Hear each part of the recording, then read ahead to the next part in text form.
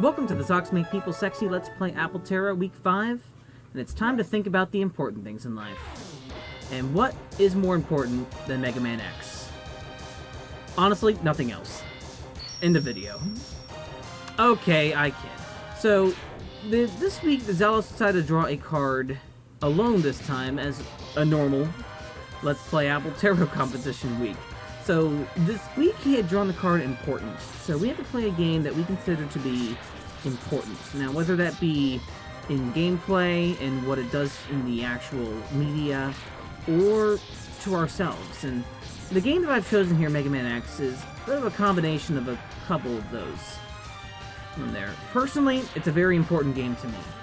Now, in what it does to the Mega Man series, I believe it's also important as well, too. Whenever you think about Mega Man, most people will consider Mega Man 2 or Mega Man 3 as the important ones. Maybe even Mega Man 1 and 2, but most people talk about 2 and 3. Now, one game as well that gets about the same recognition here is Mega Man X. There too. In fact, Mega Man X is my favorite game in the entire Mega Man series, and while I prefer the classic series as a whole, Mega Man X is the strongest game. Now, why do I say that as well, too? Mega Man X feels different from the usual Mega Man fare at this point, too. And honestly, from what you're seeing, too, it's, you're still jumping, you're still shooting, like, Mega Man 2 and 3. Mega Man 2 established truly established the formula. Mega Man 1 sort of started it, and Mega Man 3 refined everything as well, too, if not a couple missteps along the two. But Mega Man X takes that formula, adds more to it, and actually, the DNA from this game even permeated into the classic series of Mega Man. This is where it forms more for a more modern Mega Man than the Super Nintendo on. You have different items you collect through levels. You have different enhancements that Mega Man can use as well too. And then you have you have the wall jumping, of course, too, which adds a new mechanic to the Mega Man series that involves with instant death pits and creates new level designs. Now, like I said, too, different Mega Man games also take from that formula as well, too, such as Mega Man 7, which has, again, items that you find throughout the levels, items that you can buy as well, too, in that game. Now, in this game, then, too, you're still jumping and shooting, you're still charge-shotting as you normally do with Mega Man, and even you have an intro stage, too. This is the first Mega Man game with an intro stage, and all of them after that have something like this as well, too. Well, some might complain about that. Now, again, this intro stage in particular is a lot of strong moments. You have Mega Man X, who's a new robot that we know nothing about except from the intro. We're powering through these enemies as well too until we get to this one point with Vile. Now, Vile is an unwinnable boss in there. Something a little bit different than you see with the normal Mega Man. In fact, I'm thinking as well too, Vile's probably the first unwinnable boss in the entire Mega Man series for the intro.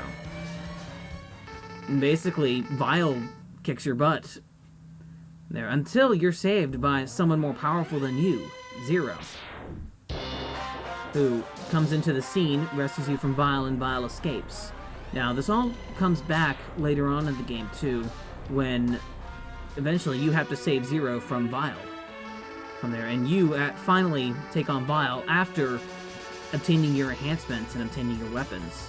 Fitting as well, too, that you can also get the enhanced buster from Zero as well, too, at that point, but we'll get to that later in here, too. So, with Mega Man X, you are now in the role of X here and doing the normal Mega Man formula here. We'll be going through 8 robot masters, and we'll be getting their weapons and taking them on in the correct order, too. Each boss has a different weakness. Now, Mega Man X's order, and how you handle bosses, too, everybody has a different thing for what boss they start out with. What I do here myself, I do start with Chill Penguin to obtain the first enhancement. And that's the other thing Mega Man X adds to the table, these enhancements. Now, later Mega Man games start out with the dash enhancement, but this is the first game to have that dash. And that dash is the defining feature of the Mega Man X series, and defining feature of a lot of action games even, too. On that. Other action games use kind of that same dash feature or some kind of quick maneuver that allows you to speed through levels. And especially in speedrunning also, that dash is very important, important of how you actually master it. In here too. Now, as you see right now, we've been going through the levels pretty slowly, just walking. Mega Man X is going to pick up the pace once that dash, once we get that too, and this is the first game with that dash. Now, I've been speaking as well too, with the importance, with action games too. This is and I'll admit as well too, I'm a little biased towards this game also, because this is actually not the first Mega Man game that I've played, but the first one that I truly owned. The story how I came across Mega Man X. I was 6 years old when I got Mega Man X. Now, that actually, before that as well too, my grades were good, so my mom said that she was going to rent me a game. From there as well too, on a, I think it was a Thursday night, I believe. I don't quite know the details. It's probably something like that, though. But what happened as well too, actually, when I got home from school that day, my mom actually came to me and said that she didn't rent me anything. She instead bought me something. My mom had actually gone out and bought me a copy of Mega Man X. And I still have that copy today. Mega Man X remains to be my favorite action game of all time. Along with Rocket Knight Adventures, but that's for another story, another video at another time. But Mega Man X is a very defining game for me in how I interpreted video games and action games too. A lot of what I played before this was your usual stuff that you had played as a 6-year-old for the Super Nintendo. Super Mario World, Super Mario All-Stars, Donkey Kong Country, Star Fox, and as well too, even experience with Mario, even as well too Mario RPG. I had the Super Nintendo later on, from that, like after 95, about 96 as well too. It was, when I had the Super Nintendo. So I was pretty late coming into it, but games were coming out for that too, and actually later on, you'd still I'd still be getting these action games. But my favorite game through that time though was Mega Man X. So that's always the game that I'd always come back to. It's a game that I had gone to multiple times, and even as well too, it took me a long time to beat it. It took me a long time to learn where all the items were, what the best order was to fight the Robot Masters. And even as well too, there's still things I even changed too. I used to die actually on Chill Penguin stage, and then go back to Storm Eagle, because I always found Storm Eagle to be easier than Chill Penguin with the Mega Buster, or the X Buster. Now, today, I actually do Chill Penguin first, because it's a little bit easier to do. And with how this game actually works, its stage mechanics too is really cool too. Different stages are affected by different bosses. So, for example, if you take on Penguin stage first, another stage, Flame Mammoths, is affected by that. And actually, the level will freeze over, stopping the lava in that stage and making that level easier. And other levels, have different effects too from that. Overall, though, this game, there's a lot of different things that I love about video games, and both in story and its actual mechanics, what it says about its boss battles, its actual boss battles too. I mean, Chill Penguin here is you're also, once you learn him, with just the Mega Buster, you can easily take him on, and he's a really easy boss. He's a really good starting boss, for people coming into Mega Man. And even Mega Man X2 is a really good game for people just starting out with Mega Man. It's a game I actually recommend for people to play, along with Mega Man 2. And it's like the easiest Mega Man games to get into. Now, X does have its hard moments. I will admit, the spider boss in Fortress 1 was a stopping point for me back when I was 6 years old. That was a hard boss, and it's a boss I still am kind of afraid of. But it's one that I've been able to overcome as well too, and such with everything also. This game is I've grown up with this game, and it's a game that I still come back to, and I'm able to blast through. I can't speedrun it, but I at least have a good order. And you'll notice as well, as I'm playing this game too, I'm doing this game in probably a different order than you'd probably expect to. Chill Penguin actually, his weakness goes to Spark Mandrill. Now, I don't take on Spark Mandrill stage first, though. My first order for this game was actually taking on Storm Eagle first. And I basically take on Chill Penguin first to get the dash boots and to get the shotgun ice for later on. Storm Eagle stage is the first one I do, though. because if you do Storm Eagle stage first, you allow yourself to get the heart container here with the dash boots, and also get the E-tank that's in here as well too, or the energy tank. And again too, also Mega Man X introduces these new concepts: upgradable life bars, energy tanks, and things to collect throughout the levels. And while future games in the Mega Man series kind of overdo this, I think this game is the perfect balance on here for this too, which is why this is probably the most important Mega Man X game, especially. And some people will argue Mega Man X2 refines everything. I think the game goes a little overboard with how it handles some of the boss battles. Now this one, it has 8 heart tanks, 4 energy tanks, 8 robot masters, and then 4 enhancement capsules too. Find everything.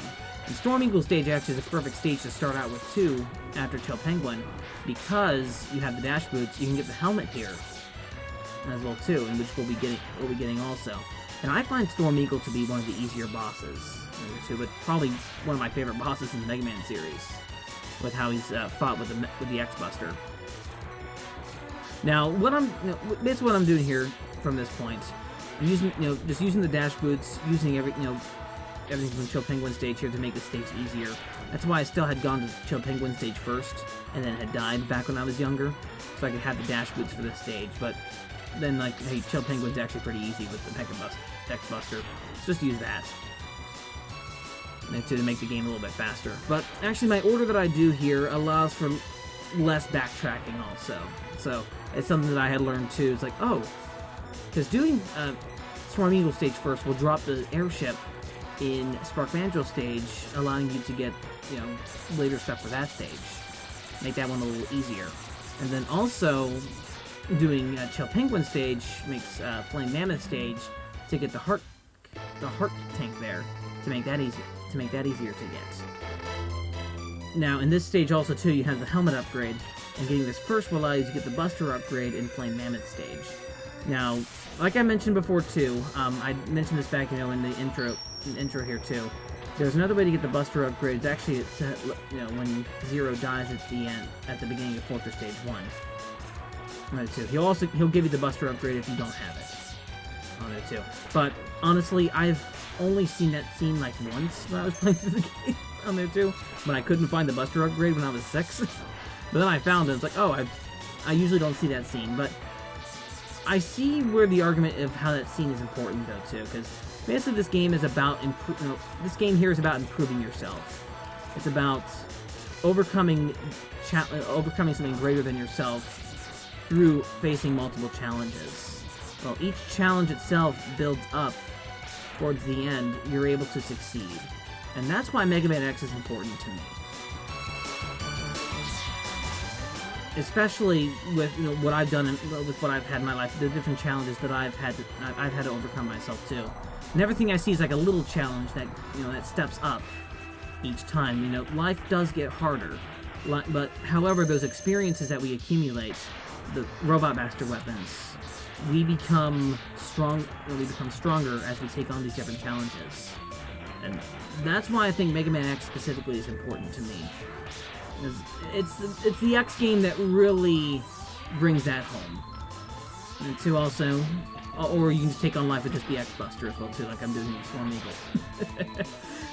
The Storm Eagle is actually a pretty easy boss. Basically, just want to dash under him, do a charge shot on the egg he drops, unless you miss like that. But overall, just dash and then hit him again too. With the actual with the dash, actually, you want to hit the dash button twice. And then just fire a regular shot. Does the same damage as a charge shot. That's a neat trick, actually, in Mega Man X to learn. And some people say it's better to put the dash button on the shoulder buttons. I am a double tap person myself with the X games, and then also with also the A button too. And even with Zero, from there, I'm not used to using the dash buttons on the shoulder either. It's just something I can't get used to. But overall, here, Storm Eagle is easy to take on as your first boss here too. Next, that will start your order here from that to take on Storm Eagle, because next is Flame Mammoth, and then after that you'll do Spark Manager too, and just go on from there. And that too, and just overall, it's a really easy order to get into. And I'm gonna show you one thing as well too. I'm gonna show you actually what that Buster thing as well here too is. In Flame Mammoth stage here, Like we did before, we did Chill Penguin stage first, so Flame Mammoth stage is now frozen over. That's the thing, again, too, with what this game, how it's important to me also, too. Sometimes, doing things first makes things easier. But nonetheless, you can just skip over over some of the platforming in Flame Mammoth stage here, too. I mean, you're still going to do some, though, on this. This game is no cakewalk your first time, but on there, I think it's one of the easier Mega Man games to get into, and one of the first I recommend for people to play along with Mega Man 2. So also, this jump right here is annoying, but it can be done. And that'll actually get you the Buster upgrade, too. But overall, I hope I drove my point here pretty well. And Mega Man X is a very important game, both in how it handles mechanics, its actual story, and what it means to me as well, too. Well, for me as a person, also.